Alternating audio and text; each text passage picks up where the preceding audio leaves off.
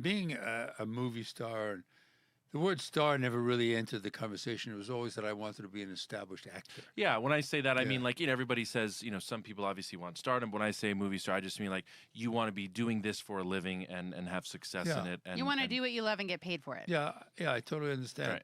I think it was I was working for the Photomat Corporation, and I would work once a week. I love all these I odd love jobs. these stories. You got to tell the Stallone story at some point. You and him having the same. Yeah. Not now, but later. I mean, the Photomat Corporation, you'd learn to work with. I mean, the first week they fly you to La Jolla, California, and there you're learning how to train to talk to property owners to put these little photo kiosks on drive-through kiosks. How old were you? Of film. I think I was 20, 21. And you'd use your car, take appointments during the week, and you wouldn't have to go into an office. So I maybe worked one day a week and did that. But every other day I was working for the Classical Repertory Company, and I was going on auditions. And That's great. and I just you just knew what you wanted to do, and it was a gamble, but just kind of felt it. I mean, I think one of the first jobs I could really remember was Alan Arkin directing me in Little Murders, my first speaking role, 1970, with Elliot Gould, and it was cut out of the movie, and it was cut out because he's a pacifist and he can't be killing me in Central Park. It made sense. Then Alan Arkin wrote me a lovely letter saying, you did a great job. Don't get upset about this. We had to cut it out for this reason. And, I kind of did make much money in those days. And within the year, I knew that's what I wanted to do. And I did about 6 movies as an extra. And then I decided I'm going to go for this full time and not be an extra and just try to get up for principal roles. And then I became Sean Connery's stand-in in a movie called The Anderson Tapes.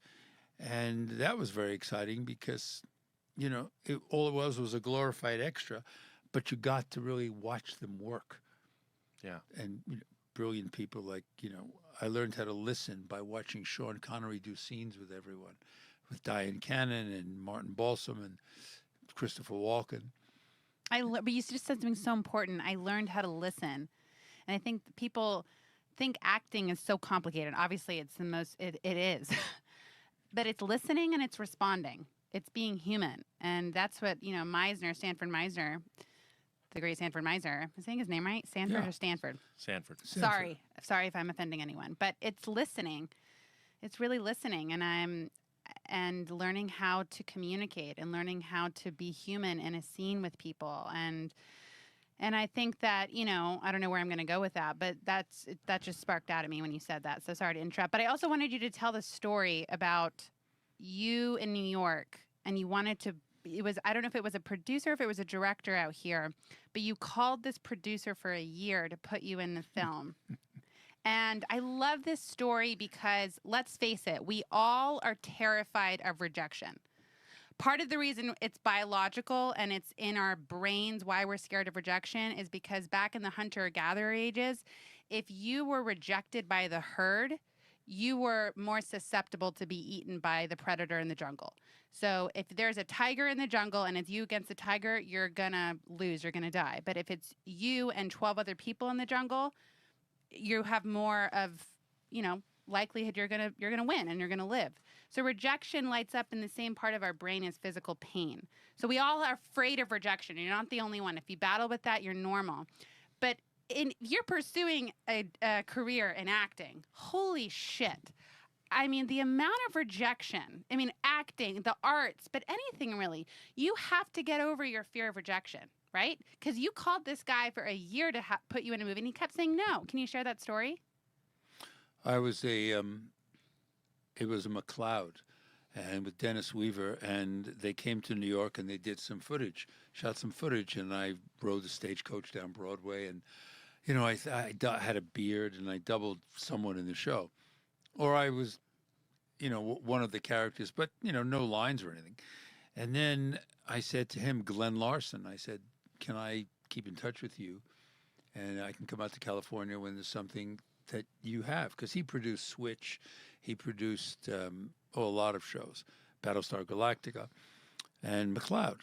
And I called him for once a month for 16 months. And he was out of Universal. And he said, no, Marty, but when you get out here, I'll give you a job. I have nothing for you now to bring you all the way out.